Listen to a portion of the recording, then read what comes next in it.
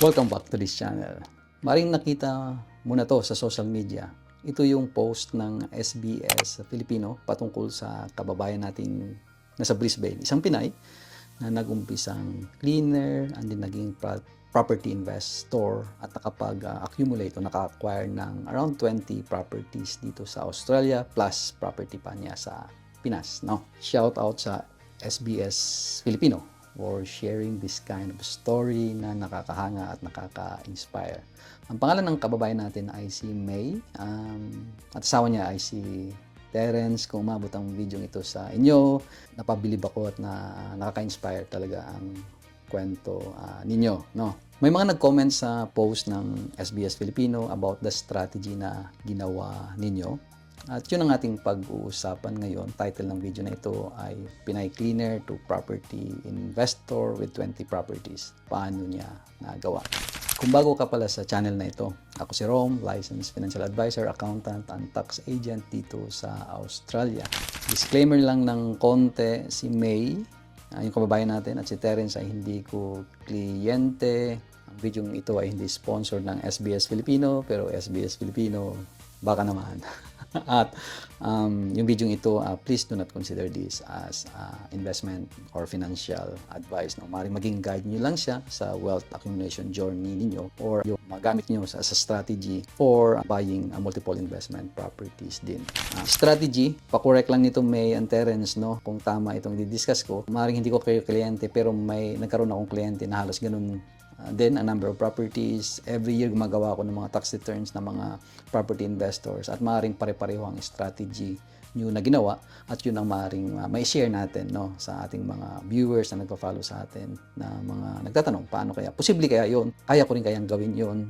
At i-share natin yung maaaring sa tingin ko, 7 strategy na in-implement ninyo, May and Terence. No? Ang una dyan, tingin ko, you leverage your equity. No? Nabanggit mo sa podcast na pinakinggan ko na nag-purchase kayo ng first property, maaring principal place of residence yun. And then, inantay siguro na mag-appreciate ang value.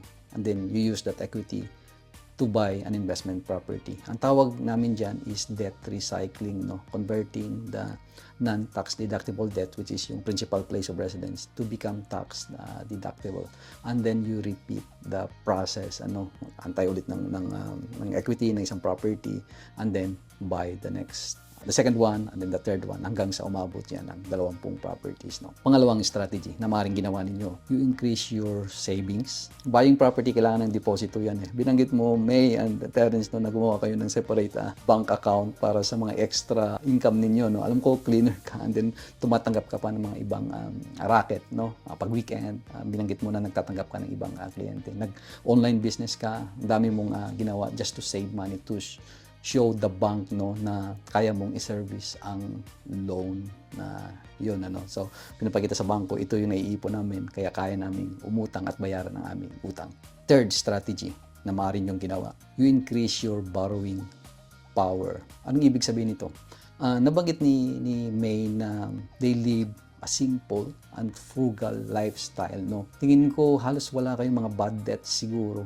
Credit card, personal loans. Kasi those loans, no, yung mga bad debts na tinatawag natin, nagpapadecrease yun ng borrowing power. Maaring in-avoid nyo siya para makapag-loan kayo ng malaki sa bangko to finance your investment properties. Pang-apat, you choose the right lender. No? Maaring alam ninyo na ang bangko ay hindi ninyo best friend. So, anong ibig sabihin nito?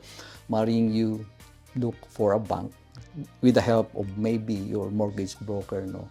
Kung anong bangko ang kayang mag-finance sa wealth accumulation journey niyo or buying a multiple investment properties, no? Maaring bangko na nagbibigay ng magandang interest rate, maaring bangko na hindi nagko-cross collateral ng loan ninyo. Alam to ng mga property investors, kung mga may manonood dito na once na yung loan niyo is naka-cross collateral or property, no?